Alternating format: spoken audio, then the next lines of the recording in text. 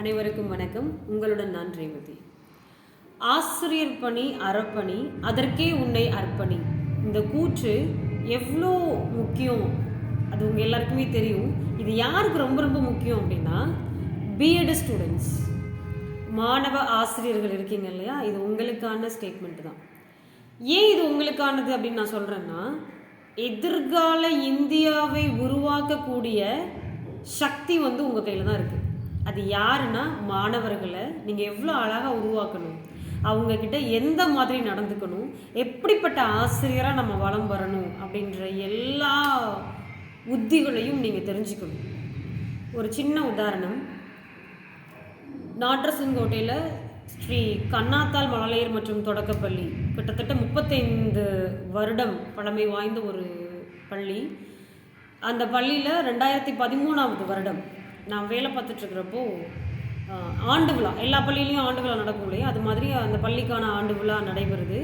அதுக்கான தயாரிப்புகள் ஒரு 2 வீக்ஸ்க்கு முன்னாடியே பசங்க எல்லாருக்கிட்டையும் நம்ம ப்ராக்டிஸ்க்கு யார் யார் வருவாங்க, எது எலிஜிபிள் ஸ்டூடெண்ட்ஸ் அப்படிலாம் கேட்போம் இல்லையா. அந்த மாதிரி பார்க்குறப்போ மோஸ்ட்லி யாருக்கு ப்ரிஃபரன்ஸ் கொடுப்போம்னா 5th ஸ்டாண்டர்ட், ஏன்னா அவங்க அடுத்து ஸ்கூல் போயிடுவாங்க இல்லையா முடிச்சுட்டு. அதனால அவங்கக்கிட்ட நான் கேட்குறேன், யார் டான்ஸுக்கு ட்ராமாக்கெல்லாம் வில்லிங்கான ஸ்டூடெண்ட்ஸ் அப்படின்னு சொல்லி. ஸோ என்னோடய ஸ்ட்ராட்டஜி என்னென்னா, யாரெல்லாம் வரேன்னு சொல்கிறாங்களோ அவங்களெல்லாம் வச்சுருந்து இருக்கட்டும், யார் வரலைன்னு சொல்கிறாங்களோ அவங்கள பண்ண வைக்கிறது என்னோடய ஸ்டைல். அது எனக்கு பிடிக்கும் அந்த மாதிரி.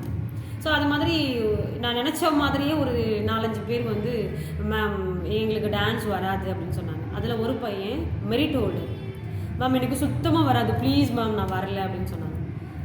நான் என்ன பண்ணேன்னா, நீங்கள் வாங்க, ப்ராக்டிஸ் கொடுக்குறேன், நீ பண்ணு, கண்டிப்பாக உன்னால் முடியும், டெஃபினட்டாக நீ பண்ணுவ, சக்ஸஸ்ஃபுல்லாக முடிக்கலாம் அப்படின்னு சொல்லி நான் ப்ராக்டிஸ் கொடுத்தேன். ஸோ ப்ராக்டிஸ் போகுது. ஆனுவல் டேயும் சூப்பராக முடிஞ்சிருச்சு. ஆனுவல் டே முடிஞ்ச அப்போது நான் திருப்பி ரிட்டன் வீட்டுக்கு போகிறதுக்காக பேக் எடுக்க ஸ்கூலுக்கு வந்தப்போ இந்த மாதிரி இந்த பையனோட தாத்தா அவங்கள பார்க்கணுன்னு சொல்கிறாங்க அப்படின்னு சொல்லி. எந்த பையன் முடியாதுன்னு சொன்னானோ அந்த பையனோட தாத்தா என்னை பார்க்கணுன்னு சொன்னாங்கன்னு சொல்லி என்கிட்ட கேட்டாங்க. சரி வர சொல்லுங்கள் அப்படின்னு சொல்லி அந்த ஐயா உள்ளே வர்றாங்க. வந்ததும் என்னை கையெடுத்து கும்பிட்டு கண்ணீரோடு சொல்கிறாரு. கையெடுத்து கும்பிட்டு கண்ணீர் வந்ததும் எனக்கு கொஞ்சம் பயமாயிடுச்சு. அச்சோ என்னாச்சுன்னு தெரியல, எதுவும் தப்பு நடந்துருச்சோ அப்படின்னு சொல்லி.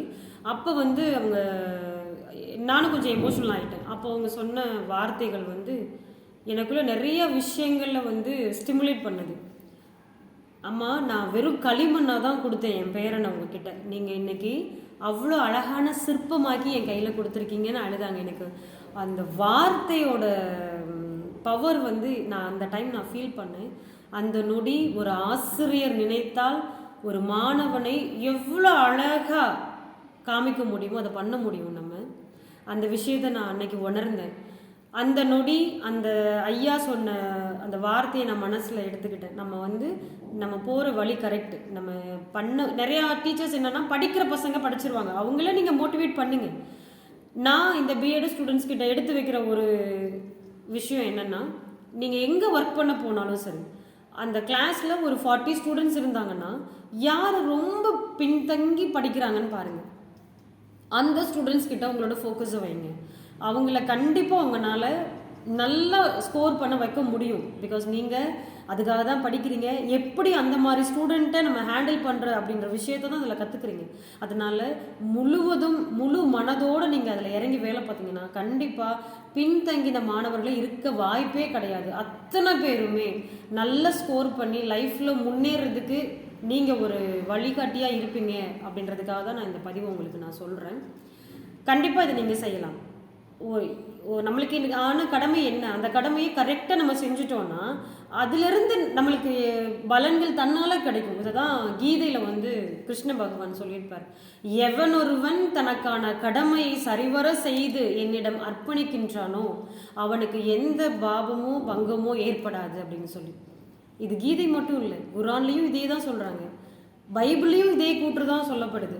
அப்போது நம்மளுக்கான வேலையை நம்ம கரெக்டாக செஞ்சுட்டோன்னா நம்மளுக்கான பலன் கடவுள் கண்டிப்பாக கொடுப்பாங்க. இதை நீங்கள் நம்புங்க.